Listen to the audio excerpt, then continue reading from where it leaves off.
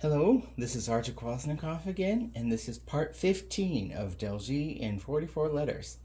Thank you very much for joining me.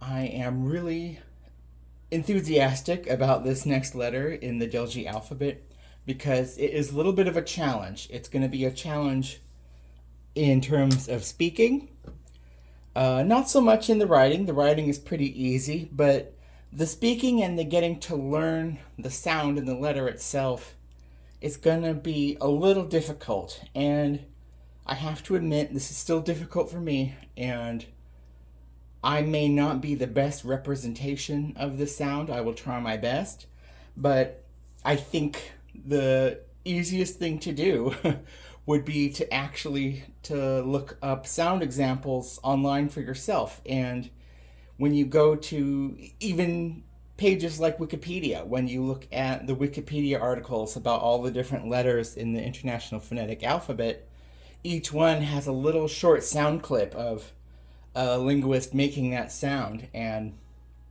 it's kind of fun to listen to those and try to repeat them. And I'm lucky to know a few people that are pretty good at phonetics too, and I love to listen to them and try to emulate them.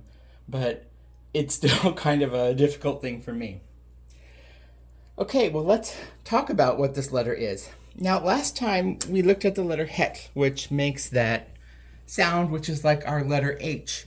But Dena'ina has a second letter that's been specifically included in the Dena'ina orthography, the orthography being that list of letters that's kind of like an alphabet of sounds, sort of, as its own separate consonant. And this is a bit of a mystery to me because I have only seen this letter transcripted in any kind of material about the Dena'ina language just a handful of times. And they're usually just evocative phrases, almost like interjections, one that you would write with an exclamation point after. And so there's just really only a handful of those. So when it came to actually designing this letter and making it a part of this system, it was an uphill kind of a prospect. I didn't really know which direction to go in because there's not a huge list of words that uses this letter, and it's not really one that I can really get a sense of in terms of any really strong connection or symbolism, because they are more interjectory style words that don't seem to have a lot of meat to them. So I took a very big artistic license approach to designing this letter. Okay, so this is similar to the letter het that we learned, which is that H sound. Ha, ha, ha. Now, if you notice when you make that sound, your tongue almost kind of is sort of touching the top of your mouth towards the back of your mouth. And with this letter, it's kind of like the H sound, but you're not doing that. And it's coming from, in phonetics, this letter would be called a voiceless glottal or laryngeal, something like that. And it comes from, and I drew the face diagram here to help us. And so imagine the tongue is touching this area of the top of your mouth just slightly when we say happy and high, like we did with het, that regular H sound. But this letter, which is also like an H, is almost down in the throat, in the glottal area, and it's more like a heavy breathing sound. It's ha, ha, ha. And it is kind of a funny and odd sound to make. And in the Dena'ina orthography, there is a difference between these two. And again, I don't know what that reason is, but I'm just going to accept it as one of those things where people generations before me, including linguists, have decided that it's separate enough to warrant its own consonant representation in the Latinization of Dena'ina.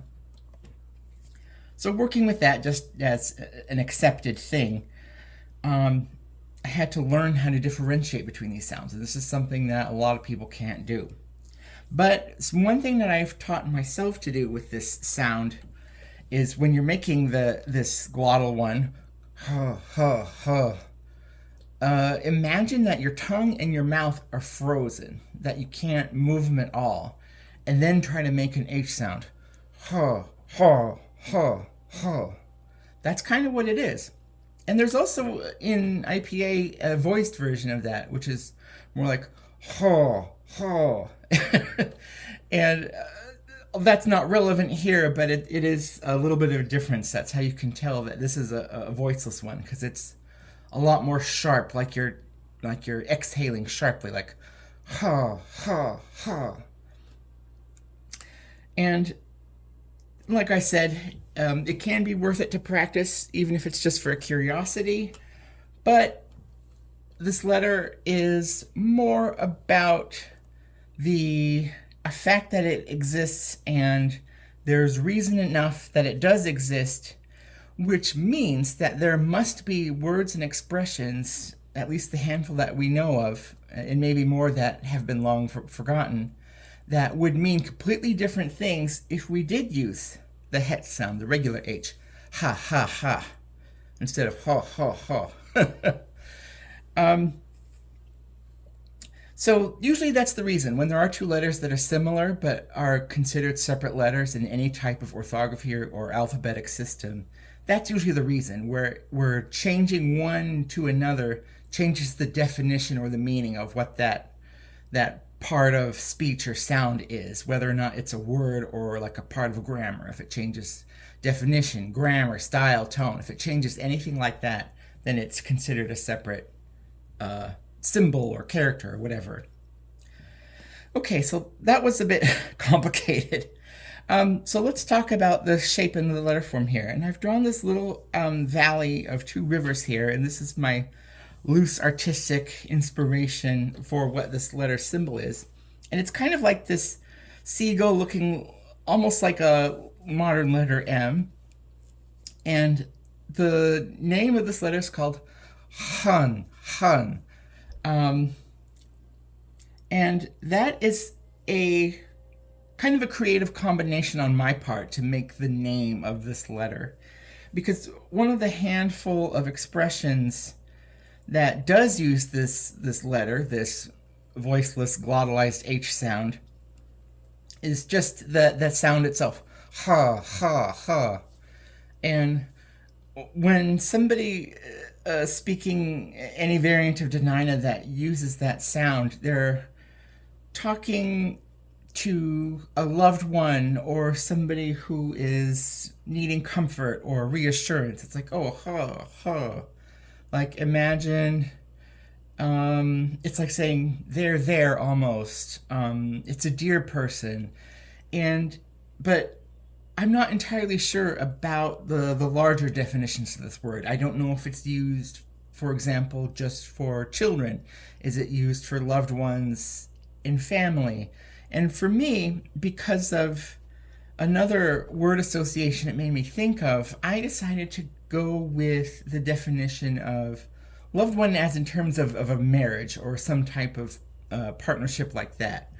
And that's only my interpretation. That is, I'm not saying that this sound or that word is specific to the context of marriages and romantic relationships. But for me, I decided to go there because there really wasn't anything else in this entire system that really emphasized that part of life, and I wanted to include it. And one of the reasons I wanted to include it is for a whole nother word, which is the word I have written over here, tuka. And I love this word because it's a double definition. On the one hand, it means a river valley between two mountains, tuka, tuka, tuka. And another definition of that same word is a marriage. So you can have a tuka with people, with someone. And the reason I like that is because that having those two definitions of the same word is really odd for any language to have. It's odd for a language that's under a lot of scrutiny and exists mostly in books, like an endangered language, because usually there's some kind of further explanation as to why it's the same, why it has been recorded by somebody as being the definition for this thing and that thing. But in this case, I couldn't find much information. And so to me, it's like this mystery. And so in my mind, I imagine Well, maybe it's a conceptual definition. Maybe over time in the past, people before us thought of a partnership or a marriage as a river between two mountains in a valley. And that made a lot of sense to me because I think in terms of society and the roles of people, and going back to a discussion I had previously about things like clan systems and social structures, I think that this particular cultural way of thinking about people is a bit similar in where it's like a wavelength, where there is a marriage, but it requires these two separate entities to exist.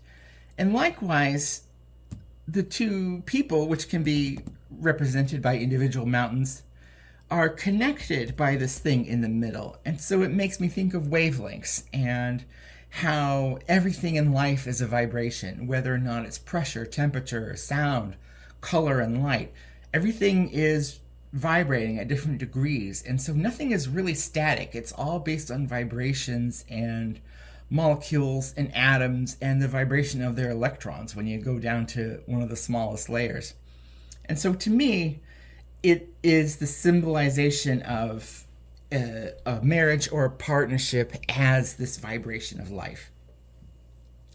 So let's draw the letter. And I have already drawn it here. And I did want to go back to het for just a minute because I didn't fully articulate how to make the lowercase version of it in the previous video. So I'm going to do that real quickly as well. Let's draw them both. So last time we did het, did the capital, and the lowercase is just this little sailboat shape, which is this little triangle with a little flat line underneath. Real simple. And now for han, it's this very seagull-ish looking M, where the point in the middle is a little bit farther down from the lines on the end. So a bit like this. Almost like that weird M. And the lowercase version is just the same thing, only smaller. It's a nice, easy line and shape to make, so there's no need to make it a smaller stroke-wise.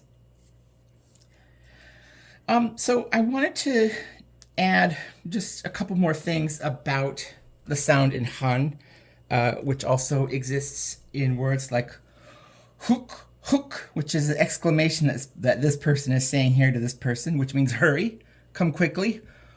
Hook, hook, hook. And also, we do have this sound in English, but in just a handful of expressions that I know of, at least. There may be more.